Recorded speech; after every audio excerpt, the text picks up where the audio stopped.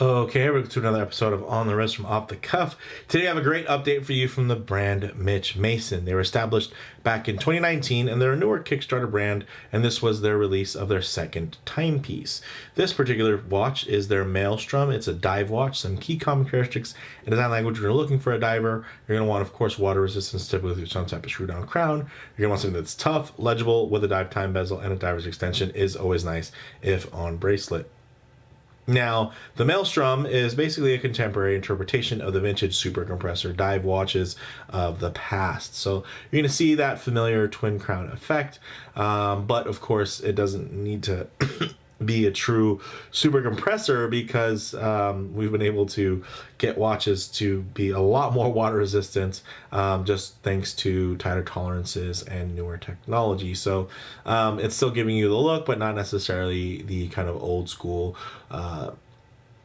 technology that kind of went with a piece like this, which, you know, I can live with, because honestly this thing is really stylish, and that's, for me, is one of its biggest selling points. Is it's a great looking watch, very versatile, and it just happens to also be, you know, quite capable in terms of if you need to take it with you to play some water sports or do some recreational diving.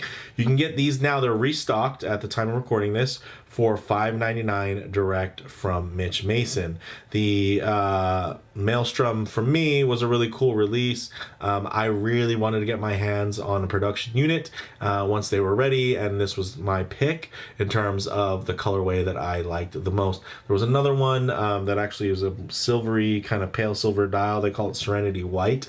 That one, man, that one looked really good too. But for me, guys, it's this particular model with that gray. It really just speaks to me. So with that said, let's go ahead, zoom the camera out, get this piece in hand, and see how it looks. All right, guys, this thing is pretty outstanding. Now, again, it still has a lot of the same things that we really enjoyed from just checking out the prototype, but here at production, look at that beautiful H-link. Just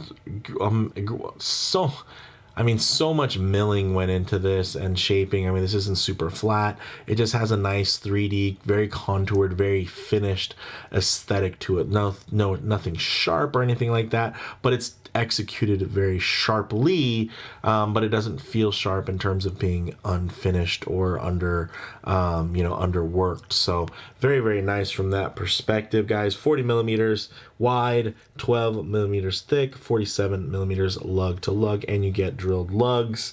It's all 316L stainless steel, brushed with some nice high polished accents.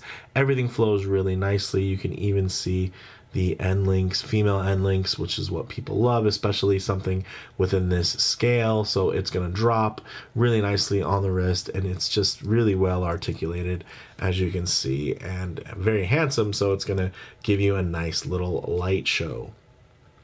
Now, this is actually moved through an inner rotating bezel. Screw down crown, though, screw down here as well. Both kind of have their own little signature.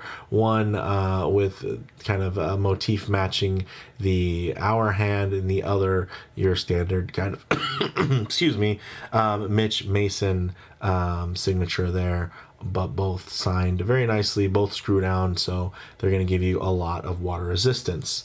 On the back side, you can see this really beautiful, extremely detailed, deep stamped case back, and it looks fantastic. Beautiful kind of blue whale motif on there. You do get some etching that's going to go ahead and highlight some of the key features there, whether it be sapphire or it be, you know, 30 bar, you know, automatic, all that good stuff, stainless steel. So very nice. And then you of course do have, you know, the Mitch Mason banner across the top, if you can see that there, and then underneath you do have the Maelstrom name there under. So very nice from that perspective, guys. Getting into this dial, sun ray gray sandwich dial, polished hands, Swiss Superluminova. It glows blue on this particular model, so I'm gonna guess BGW9. It also has 300 meters of water resistance, 20 millimeter lugs. You're getting also these great quick release spring bars, so you can have this be kind of a strap monster if you do want to throw it on some rubber or on a NATO or anything like that. And then this bracelet is also full 316L stainless steel, brushed with high polished bevels, great H-links setup with screw-in connecting pins. Very nicely done there, as you can see. So very nice in terms of appreciation of simplicity for sizing. And then it does have a 20 to 16 millimeter taper, so it tapers down quite dramatically, which ties into kind of its timeless, more vintage aesthetic. It does have a 19 millimeter milled clasp that is double locking push button with these manual micro adjust holes here, as you can see, and you also get beautifully done brushing here with some great high polished accents. So very nice. But let's actually see how this wears. So let's get it on the wrist. All right, guys, as you can see on my 7.25/7.5 inch wrist, very nice, and a lot of it has to do with the fact that it's well sized. It's 40 millimeters, but it appears much larger visually in terms of the visual weight and the punch, because you do have that inner rotating bezel, and essentially everything is pushing that a very thin bezel. So it's really almost gives you an appearance of an all dial layout, because the way the bezel is integrated and it's not contrasting, it's kind of extending that look. So really, really cool for those of you that do want some visual pop without necessarily all the actual extra weight that might come with that, because again, this is still in a very svelte 40 millimeter silhouette. So very nice.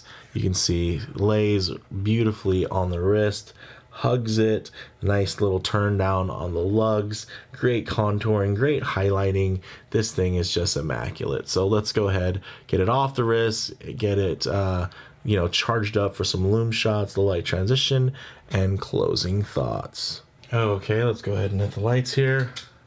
As you can see, stunning ice blue loom there, fantastic. It's a dive watch. It should be legible. You can even see that the date window, surprise surprise, the date font for 6/6 is actually loomed as well. Wow, I totally forgot about that feature, or maybe it's one that I didn't notice at all in the prototype preview. So very cool to see something like that. A little quirkiness, a little bit of fun.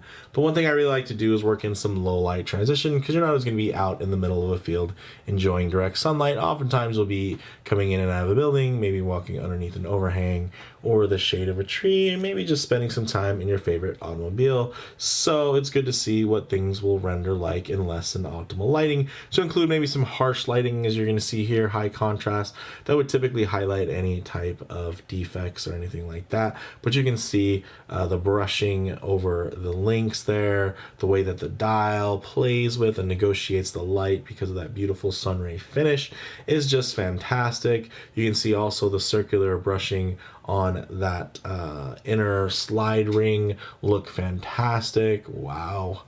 So this thing is just beautiful, playing with the light, still quite legible thanks to the way that they textured the dial, because now you get a lot of deep dark spots with just a very vibrant strip for the highlight, which is great. So it keeps things very legible and very readable, even in less than optimal lighting conditions. So it doesn't even have to be super dark or super bright. There is a nice kind of in between there where you can still see everything. Nothing is being washed out. So very nice. All right, guys. Now, in terms of closing thoughts on the wrist, it wears really nicely. It naturally hits kind of that 40 millimeter sweet spot, but it also does have some tricks under its sleeve by having that more expansive dial, and that bezel that doesn't contrast off of the dial, more so extends it. So you're going to get something that visually is going to give you a lot more punch than a 40 millimeter, while still being physically a 40 millimeter on the wrist.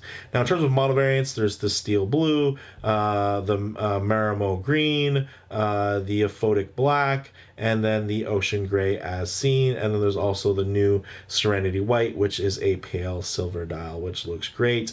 Now, in terms of comparable models, you know, I think this is still super competitive within that $500 to $600 dive space. And, you know, I can definitely see style being a really huge selling point and a big factor in terms of drawing people to this particular model. It's very handsome. It's just well done. So for me, guys, the bottom line, it's great to see more brands establishing kind of their own personal design aesthetics and then delivering well-spec'd and well-themed options to the enthusiast community. So I'm really glad that Mitch Mason was able to get this out to the people. I'm glad they're restocking it, and I'm hoping to see more of these on people's wrists as we go. But let me know what you guys think in the comments below. If you like the video, please do a like, and if you haven't already, please subscribe for more content just like this. Thanks, guys.